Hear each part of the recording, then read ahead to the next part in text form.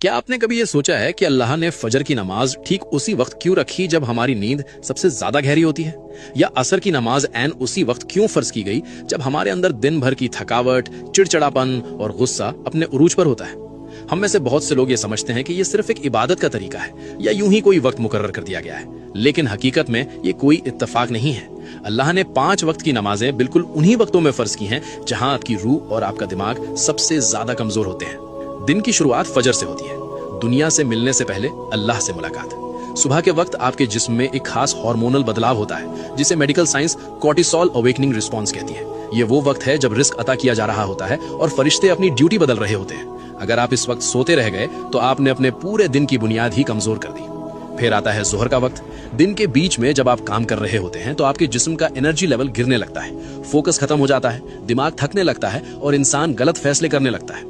जोहर की नमाज आपके दिमाग के लिए अल्लाह की तरफ से एक परफेक्ट न्यूरोलॉजिकल रीसेट है। ये आपके दिमागी बोझ को खत्म करके आपकी तवज्जो को दोबारा बैलेंस करती है।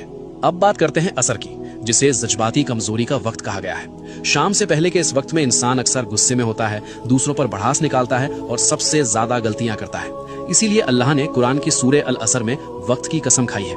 असर की नमाज एक हिफाजती रुकावट है जो आपको जज्बाती तौर पर टूटने से बचाती है।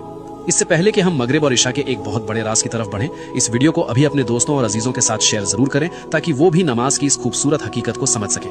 मगरिब, बदलते हुए लम्हों का वक्त। जब सूरज गुरूब होता है तो आपका दिमाग दिन की रफ्तार से निकलकर आराम की तरफ जाने लगता है। ये एक ऐसा ट्रांजिशन का वक्त है जिसके बारे में हमारे प्यारे नबी हजरत मोहम्मद सल्लल्लाहु अलैहि खास तौर पर तंबीह फरमाई है। जब रात दाखिल होती है तो गैब की मखलूक ज्यादा एक्टिव हो जाती है।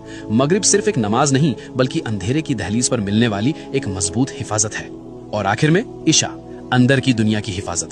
जब अंधेरा छा जाता है तो इंसान के अंदर ओवर थिंकिंग बढ़ने लगती है, दिल पर एक अजीब सा जज्बाती बोझ महसूस होता है। इस्लाम में नींद को एक छोटी मौत कहा गया है जहां आपकी रूह कब्ज की जाती है।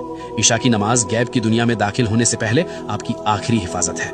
याद रखिए, जब आप कोई नमाज छोड़ते हैं तो आप सिर्फ एक फर्ज नहीं छोड़ते बल्कि आप वो खास लम्हा खो देते हैं जो खालिक ने आपको संभालने और सुकून देने के लिए भेजा था।